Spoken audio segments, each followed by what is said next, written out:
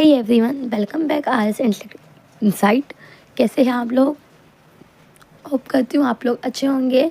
और इससे पहले हमने डेफिनेशन पढ़ा था, जो एजुकेशन का जो डेफिनेशन, देखो टीचिंग एप्टीट्यूड से पहले हमने एजुकेशन का इसलिए पढ़ा क्योंकि हमें पता होना चाहिए कि जो एजुकेशन है, जो शिक्षा है, उसकी डेफिनेशन क्या है, अलग अलग थिंकर के अकॉर्डिंग क्या है और क्या मीनिंग होता है, राइट। और उसके बाद हमने फिलॉसफी एजुकेशन पढ़ा और इसमें हमने 7 पॉइंट्स कवर किए थे। जो आपके फिलॉसफी एजुकेशन थे उसके हमने 7 पॉइंट तक कवर किए थे।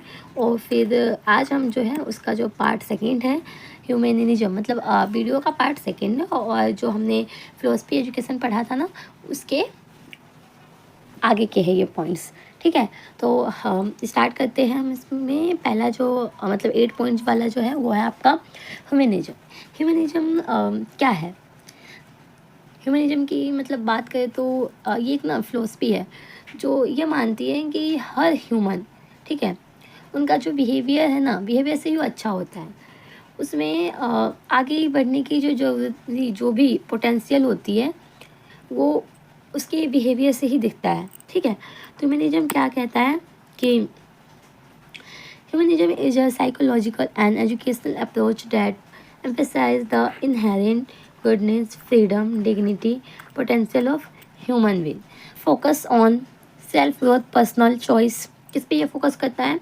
सेल्फ ग्रोथ पे, पर्सनल चॉइस पे, creativity, value and self actualisation rather than only behaviour और अनकॉन्शियस माइंड साइकोलॉजिस्ट। मतलब ये है, देखो ह्यूमनिज्म ना ये कहता है कि जो हम पढ़ाई है, पढ़ाई का ना मकसद सिर्फ हमें नॉलेज गेन करना नहीं है, बल्कि एक इंसान के रूप में, एक ह्यूमन के रूप में ग्रोथ, सेल्फ ग्रोथ, ठीक है, self growth, personal choice, creativity, इन सब चीज़ों को भी क्या है, बढ़ाना है, वैल्यूज़ को बढ़ाना है। और ये बिहेवियरिज्म, ठीक है, जो आपका साइको एनालिसिस है ना, ये जो आपका साइको एनालिसिस जैसे जो थ्योरी है इससे ये अलग है, डिफरेंट है। जो सिर्फ बिहेवियर, जो व्यवहार है या दिमाग है, दिमाग की एक अनदेखी चीज़ों पे ही फोकस करते हैं। क्लियर? उसके बाद इसकी की फीचर्स की बात करें तो ये किस पे फोकस करता है? ये करता है होल पर्सन पे। किस पे? जैसे कि थॉट्स, फीलिंग, क्रिएटिविटी, वैल्यूज, ठीक है, इक्वली इम्पोर्टेंट। ये सबको इम्पोर्टेंट कर मतलब देता है। इसमें जो आपका जो माइंड है ना वो उसमें ना सिर्फ दिमाग की ही नहीं, बल्कि यहाँ पे इंसान की जो सोचने की, जो उनकी फीलिंग्स, भावनाएं हैं, ठीक है, उनकी जो वैल्यू है, उन पे भी क्या ध्यान दिया जाता है। सेल्फ एक्चुअलाइजेशन, इसमें क्या है कि every person has the inner drive. सभी पर्सन के अंदर क्या है? इनर ड्राइव है to realise their highest potential. ठीक है, मतलब ये कि हर ह्यूमन के अंदर अपने सबसे उनकी जो कहते हैं ना कि मतलब हाईएस्ट लेवल तक पहुंचने के लिए उनके अंदर जोश होता है, पोटेंशियल होता है, जिसे क्या कहते हैं? सेल्फ एक्चुअलाइजेशन कहते हैं। उसके बाद है free will and choice. Human are not just control by environment, कि इसके द्वारा सिर्फ कंट्रोल नहीं होता, ठीक है, अनकॉन्शियस नहीं होता, but can make conscious decision. इसमें मीन ये है कि जो ह्यूमनिज्म है वो ये कहता है कि इंसान का जो बिहेवियर है सिर्फ उनके इन्वायरमेंट से कंट्रोल नहीं होता है, बल्कि वो खुद सोचे समझकर डिसीजन ले सकता है। अब हम आपको बोल रहे हैं कि आप ये डिसीजन लो, बट नहीं, जब तक आप उस चीज़ को नहीं मानोगे, आपको नहीं लगेगा कि हाँ ये आपके लिए जो है ठीक है, तब तक आप डिसीजन तो ले ही नहीं सकते हो। ठीक है, तो ये आपके ऊपर है कि आप खुद सोचो समझो और फिर उसके बाद डिसीजन लो। नेक्स्ट है positive growth. Believe the capacity for growth, learning and problem solving. मतलब ये जो थ्योरी है ना, ये इस थ्योरी का ना विश्वास है कि इंसान में हमेशा आगे बढ़ने और जो प्रॉब्लम है उसको सॉल्व करने की कैपेसिटी होती है। ठीक है, हॉलिस्टिक एजुकेशन, इस पर क्या होता है कि इन टीचिंग, ठीक है, management, student centre learning, empathy, respect and real life relevance.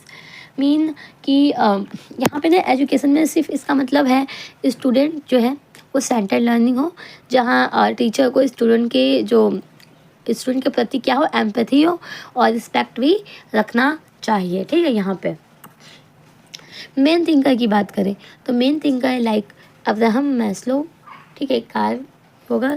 तो अब्राहम मैस्लो क्या कहते हैं, hierarchy of needs ending the self actualisation. ये है कि उन्होंने ना हायरार्की ऑफ नीड दी, जिससे क्या जो आखिरी और सबसे ऊंचा वाला जो लेवल है उसको क्या बोला गया, सेल्फ एक्चुअलाइजेशन। इन्होंने क्या दिया, इन्होंने एक ये जो हायरार्की ऑफ नीड्स है इससे बताया, और इसमें बोला कि जो एंड वाला है, ठीक है, और ये जो है ना आखिरी वाला और सबसे ऊंचा लेवल, इसको क्या बोलते हैं, सेल्फ एक्चुअलाइजेशन बोलते हैं। जो कार्ल गए रोगर्स, इन्होंने क्या, person centre therapy and idea of unconditional positive regards. मतलब ये कि उनका जो कॉन्सेप्ट था, किनका, इनका, तो ये था कि जो पर्सन है वो सेंटर थेरेपी की बात करते हैं, ठीक है। इन्होंने पर्सन सेंटर थेरेपी की बात की, जिसमें वो कहते हैं कि हर इंसान को ना अनकंडीशनल पॉजिटिव रिगार्ड मिलना चाहिए, यानी बिना किसी शर्त के आधार पे। तो ऐसा है कि इनको रिवॉर्ड देने की बात किया जा रहा है यहाँ पे, ठीक है, पॉजिटिव रिगार्ड देने की बात किया जा रहा है यहाँ पे बिना किसी शर्त के आधार पे। उसके बाद है आपका यहाँ पे क्रिटिकल पैडागोजी। क्रिटिकल पैडागोजी क्या है, तो अब हम बात करते हैं क्रिटिकल पैडागोजी की। तो इसकी जो नेम है आपने शायद पहले भी कभी सुना होगा कि जो फ़िलॉसफी है, फ़िलॉसफी का मकसद सिर्फ नॉलेज देना नहीं होता, बल्कि समाज में चेंज लाना भी है। तो ये जो थ्योरी है, ठीक है, ये इंट्रोड्यूस किसने करवाया, by Paulo Freire, Brazilian educator, pedagogy of the oppressed. मतलब ये है कि इस थ्योरी को ना जो पॉलो फ्रेरे थे उन्होंने पेश किया था, और इसमें स्टूडेंट को सिखाया जाता था कि वो ना सोशल इनइक्वालिटी को उसके ऊपर वो क्या करे, क्वेश्चन करे, उन्हें चैलेंज करे, उन्हें बदले, उन्हें चेंज करे, ठीक है। और एजुकेशन को एक नए और जो भी जस्टिस है, ठीक है, एंड एम्पावरमेंट है, उसके लिए एक टूल के रूप में यहाँ पे देखा जाता है। तो this is teaching approach that encourage student to question, किसके लिए, यहाँ पे क्वेश्चन के लिए जो स्टूडेंट है वो क्वेश्चन करे, ठीक है, चैलेंज करे, किसको, यहाँ पे जो भी सोशल इनक्वालिटी है ना उसकी बात की जा रही है यहाँ पे, ठीक है, ट्रांसफॉर्म सोशल इनक्वालिटी, तो यहाँ पे इसकी बात की जा रही है। Education not just for gaining knowledge, ये क्या, ये सिर्फ नॉलेज गेनिंग नहीं करता, but social change, justice and empowerment की भी ये बात करता है। टीचर है, स्टूडेंट है, वो दोनों ही एक दूसरे से क्या करते हैं, लर्न कर, मतलब सीखते हैं, ठीक है। यहाँ पे ना कि वन वे लेक्चर होता है, ऐसा नहीं है कि सिर्फ टीचर वन वे लेक्चर देता रहेगा, ऐसा नहीं है, बल्कि इसमें क्या होता है, टीचर और स्टूडेंट दोनों ही एक दूसरे से सीखते हैं। सेकंड क्या है आपका, problem solving education, institute of rote learning real life social issues are discuss. इसमें क्या होता है कि रट्टा मारने की जगह यहाँ पे जो स्टूडेंट है, स्टूडेंट को ना रियल लाइफ सोशल इशूज़ पर डिस्कस करने के लिए यहाँ पे कहा जाता है।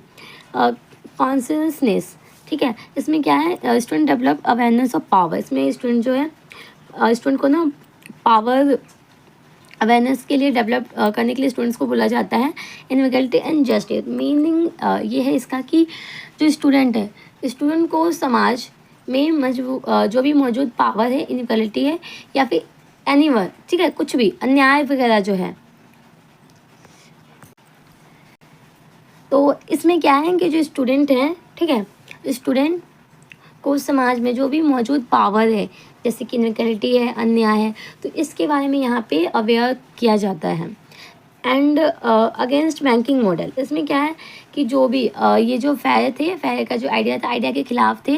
तो स्टूडेंट खाली बर्तन है जिसमें टीचर सिर्फ ज्ञान डाल देते, इनके अकॉर्डिंग तो यही था कि जो स्टूडेंट है वो क्या है, पहले रिजेक्ट करते हैं इस आइडिया को। उनके साथ क्या है कि स्टूडेंट क्या है, एक एम्प्टी वेजल से where teachers just deposit knowledge, कि यहाँ पे जो नॉलेज है उसको वहाँ पे डाला जाता है, ठीक है, उस बर्तन में डाला जाता है।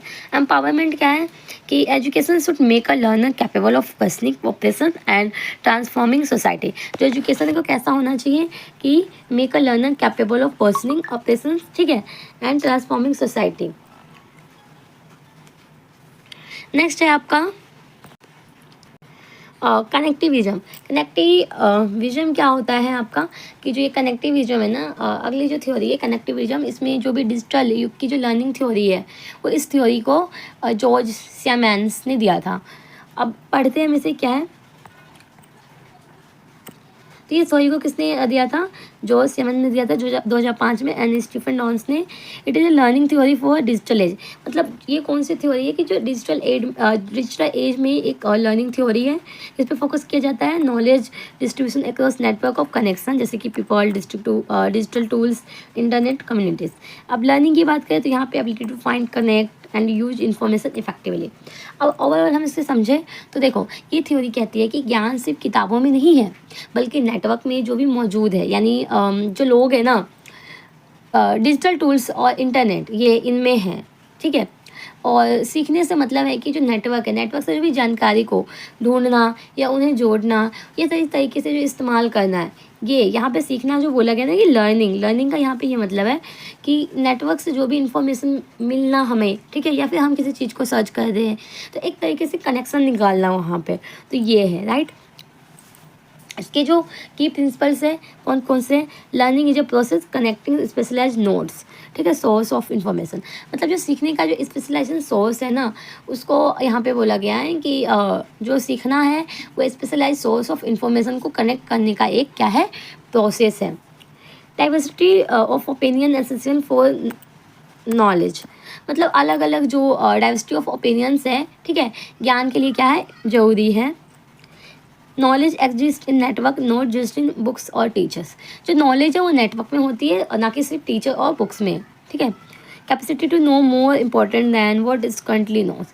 मतलब जो ज्ञान है, जो नॉलेज है, ठीक है, वो अभी नहीं है, उसको सीखने की जो कैपेसिटी है वो ज़्यादा इम्पोर्टेंट है। तो उस ज्ञान से जो आपको पहले से ही पता है। तो यहाँ पे यही कहा गया है कि जो आपकी जो सीखने की जो क्षमता होती है ना, वो ज़्यादा इम्पोर्टेंट होती है। किसके? उस ज्ञान से जो आपके पास पहले से है। Decision making is a learning, choosing what to learn and meaning of information critical. मतलब यहाँ पे बोला गया कि आपके द्वारा लिया गया जो भी फैसला है, ठीक है, वो भी क्या है? एक लर्निंग प्रोसेस है। लर्निंग में sites non human appliance, Google, AI tool, database. मतलब लर्निंग जो नॉन ह्यूमन चीज़ें हैं में भी हो सकती है, जैसे कि आपका गूगल हो गया, AI टूल्स हो गया, तो इसमें भी क्या, इससे भी क्या होती है? लर्निंग हो सकती है। मल्टी कल्चर एजुकेशन का मतलब क्या है यहाँ पे? मल्टी कल्चर एजुकेशन इसका मतलब मकसद होता है कि जो सभी स्टूडेंट है, सभी स्टूडेंट को, चाहे वो किसी भी रेस, रिलीजन या कल्चर से क्यों ना हो, सबको इक्वल एजुकेशन मिलना, ठीक है। तो ये जो अप्रोच है इसको किसने दिया? जेम्स ए बैंक्स ने दिया, जिसको क्या कहा जाता है? फादर, ठीक है, father of multi cultural education, ठीक है। तो इसका मकसद है कि एक ऐसा एनवायरनमेंट बनाना जहाँ पे स्टूडेंट को वैल्यू मिले, वो खुद को सबके साथ शामिल महसूस करे, मतलब उन्हें ना किसी भी तरीके की कमी ना खिले। It is an approach to teaching learning based on democratic value, cultural pluralism and quality. तो ये इस पे क्या है, इसका जो अप्रोच है यही है। फोकस किस पे करता है कि जो ऑल स्टूडेंट है, regard of race, ethnicity, gender, religion, language और culture, should get equal learning. मतलब इन सब के बेस पे क्या कि किसी भी तरीके का यहाँ पे डिस्क्रिमिनेशन ना हो, सबको क्या? Should get equal learning opportunity मिलनी चाहिए, ठीक है ना। उसके बाद है इसके ऑब्जेक्टिव्स। तो इसके ऑब्जेक्टिव्स क्या है कि स्टूडेंट जो है, ठीक है, वहाँ पे प्रमोट किया जाता है यहाँ पे जो कल्चर अवेयरनेस अमंग स्टूडेंट में ना अलग अलग कल्चर के लिए यहाँ पे अवेयरनेस बढ़ाते हैं।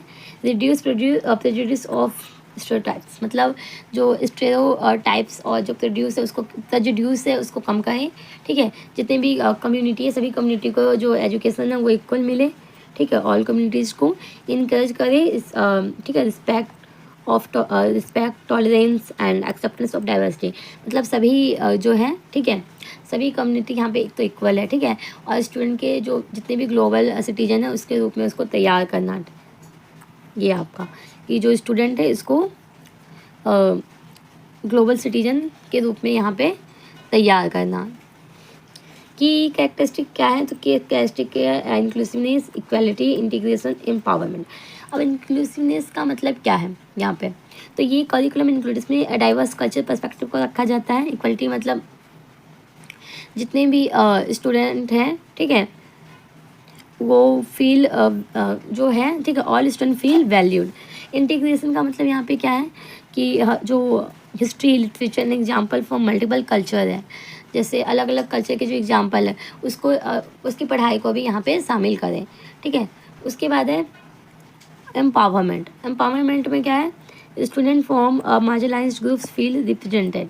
मतलब इनको किसी भी तरीके का जो भी मार्जिनलाइज मतलब होता है ना कि अपने आप में वो कटा हुआ महसूस करते हैं, तो student from marginalised groups feel represented, इनको अच्छा फील कर रहा है, मतलब ये है इसका। ठीक है, इंक्लूसिवनेस, इसमें क्या है कि जो भी करिकुलम से इंक्लूड डाइवर्स कल्चर पर्सपेक्टिव होना चाहिए।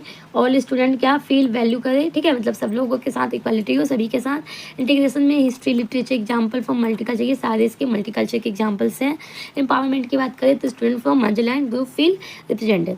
अब हम डायमेंशन की बात करें, बैंक्स के जो 5 डायमेंशन, बैंक्स मतलब जो आपका ये जो राइटर थे ना उनका जेम्स ए बैंक्स, जिन्होंने इस कॉन्सेप्ट को दिया था मल्टी कल्चर एजुकेशन, जिन्होंने 5 डायमेंशन भी दिए थे। ठीक है, तो कौन कौन से है वो, पहला है कंटेंट इंटीग्रेशन। इसमें क्या है, कंटेंट इंटीग्रेशन का मतलब है कि जो अलग अलग कल्चर के एग्जाम्पल है उसको भी पढ़ाई में शामिल करना चाहिए। ठीक है, knowledge construction process, helping student understand how the culture assumption shape knowledge. मतलब यहाँ पे जो स्टूडेंट है, ठीक है, तो स्टूडेंट को समझना है कि उनका जो अपना कल्चर है वो बैकग्राउंड जो उनके जो नॉलेज है उसको कैसे शेप करता है। Prejudice reduction, teaching and develop positive attitude toward different groups. मतलब लोगों को ना लोगों के अंदर जो अलग ग्रुप्स के लिए जो पॉजिटिव एटीट्यूड है उसको बढ़ाना। ठीक है, equity pedagogy, adapting teaching to support diverse learn. मतलब यहाँ पे बोला गया है कि जो सभी तरह के लर्नर है उसको सपोर्ट करने के लिए पढ़ाई के जो तरीके हैं उसको क्या है, बदलना। एम्पावरिंग स्कूल कल्चर, मतलब क्रिएटिव एंड ऐसा एनवायरनमेंट क्रिएट करना दैट वैल्यूज कल्चर डाइवर्सिटी। ठीक है,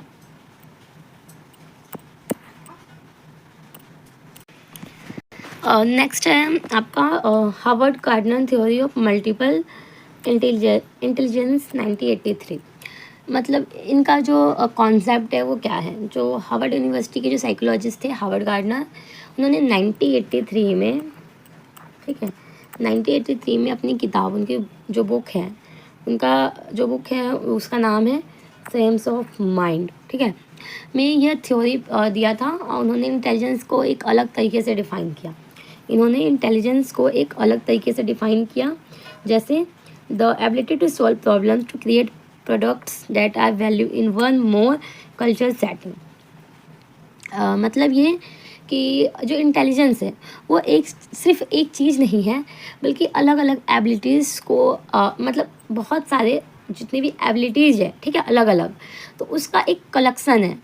इस थ्योरी ने ना पुराने जो विचार है उसको चैलेंज किया, और इंटेलिजेंस को सिर्फ आईक्यू टेस्ट से मापा जा सकता है, इनके अकॉर्डिंग ऐसा कहा गया कि ये जो थ्योरी है और ये इसने काफ़ी सारे जो ट्रेडिशनल थे उसको चैलेंज किया, और बोला गया जो इंटेलिजेंस ही है उसको हम किस पे, आईक्यू के बेस पे ही हम उसको मापा जा सकता है वहाँ पे। और इन्होंने सजेस्ट किया that intelligence is not a single general ability but the collection of different ability. मतलब कोई सिंगल नहीं है बल्कि इसके साथ जो है कई सारी एबिलिटीज़ इसमें शामिल है, कलेक्शन ऑफ डिफरेंट एबिलिटीज़ भी है। ठीक है, उसके बाद अब हम बात करते हैं 8 इंटेलिजेंसी की। तो गार्डनर ने ना शुरू में 7 इंटेलिजेंसी दी थी और बाद में इसमें एक नेचुरलिस्टिक इंटेलिजेंसी को ऐड किया था।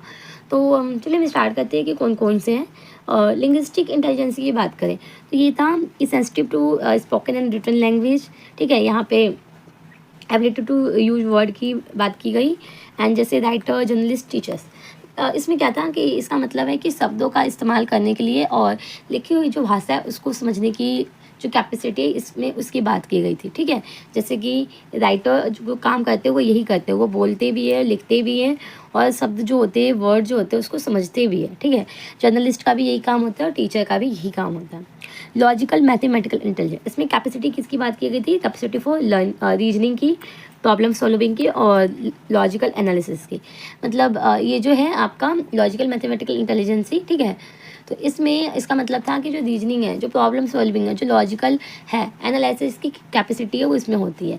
और ये किस में होती है, मतलब जो मेन है ये किस में होते हैं, कौन से लोगों में होते हैं, तो ये होते हैं साइंटिस्ट में, इंजीनियर में, मैथमेटिशियन में। जबकि लिंग्विस्टिक इंटेलिजेंसी किस में बोला गया होते हैं, ये राइटर में होते हैं, जर्नलिस्ट में होते हैं, टीचर्स में होते हैं, क्योंकि ये ज़्यादा लिखते हैं।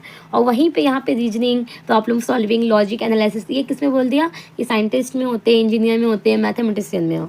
अब म्यूजिकल इंटेलिजेंसी की बात की गई कि म्यूजिकल किस में होते हैं, ठीक है। तो म्यूजिकल मतलब यह है कि जो भी म्यूजिक बनाने से, ठीक है, या उसको समझने या उसकी जो भी तारीफ करने की जो कैपेसिटी होती है ना, skill in perform composition and appreciation, जो भाई म्यूजिक को जानता है वही तो इसको एप्रिसिएट करेगा। तो ये जो है, ये जो इंटेलिजेंसी होती है, ये होती है म्यूजिशियन में, कंपोजर में एंड सिंगर्स में। भाई सिंगर्स को सिंगिंग आती है तो वही बता सकता है कि उसमें क्या क्या कमी है या खामियां जो भी है, ठीक है, म्यूजिशियन ही बता सकता है। फिर उसके बाद जो 4th नंबर का था बॉडीली काइनेस्टिक इंटेलिजेंसी, तो ये किसमें है कि using one's body to express idea और प्रॉब्लम सॉल्व प्रॉब्लम, ठीक है। ये हो गया कि अपनी बॉडी का इस्तेमाल अपने आइडियाज़ को एक्सप्रेस करने के लिए करता है।